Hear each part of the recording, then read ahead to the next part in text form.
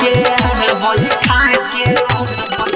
कबो सुता के रे कबो उठा के कबो मार सोया हमके कोरा बैठा के अचुए तर तर पसीना दूड़ा बहुत किया है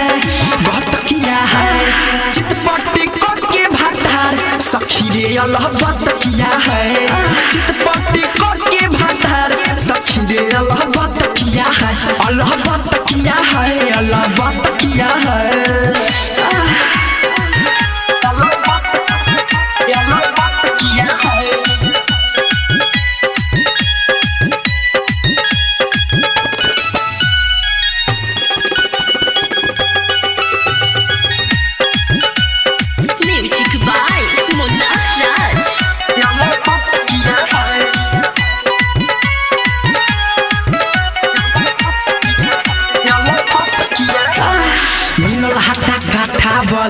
रात भर हिलावे पलंग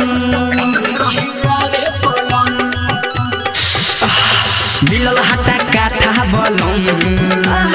रात भर हिलावे पलंग कुद कुद के धरे खिस बड़ा बहरे बथटा हमर होवला असरा देहिया के हमारा गत किया है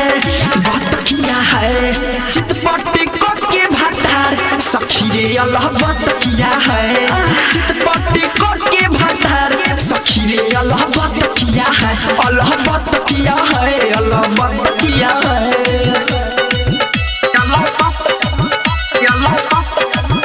अल्लाह बात किया है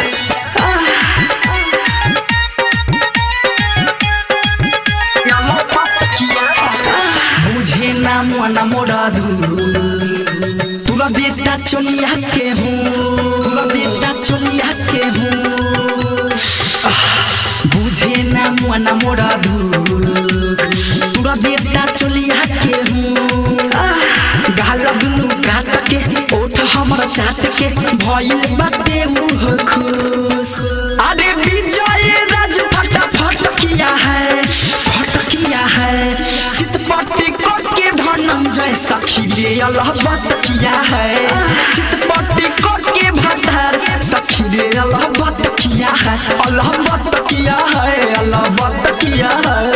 कबो सुता के रे कबो उठा के कबो मार सोया हमके कोरा बैठा के अचुए तर तर पसीना दूड़ा बहुत किया है चितपटी के भाटार सखी रे अल्लाह बात किया है चितपटी के भाटार सखी रे अल्लाह बात किया है अल्लाह बात किया है अल्लाह बात किया है राज स्टूडियो स्टेशन रोड सुगौली।